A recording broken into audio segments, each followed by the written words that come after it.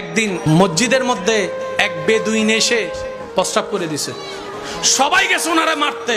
নবী বলে যে দাঁড়াও, প্রস্রাবের মাঝখানে ডিস্টার্ব করিও না, ক্ষতি হবে। প্রস্রাব করছে বেদুইন মসজিদে, মাঝখানে দাঁড় করে থামাই দিলে যে ক্ষতি হবে, বর্তমান ডাক্তাররাও বলে প্রস্রাব ধরে রাখা নিষেধ, করে অর্ধেক বন্ধ রাখা নিষেধ, কিডনির জন্য ক্ষতি হয়।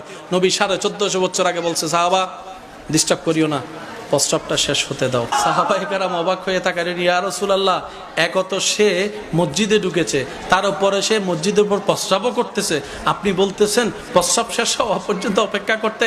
রাসূল বলে যে আমি যা বলছি তোমরা তা করো, কারণ আমি গজবদাতা হিসেবে আল্লাহ পাঠাই নাই, আমি রহমাতুল লিল আলামিন হয়ে রবের পক্ষ থেকে এসেছি। সুবহানাল্লাহ। উনি বেদুইন প্রস্রাব করতে লাগলেন, করা শেষ হওয়ার পরে নবী বললেন, ও সাহাবা পানি আনো।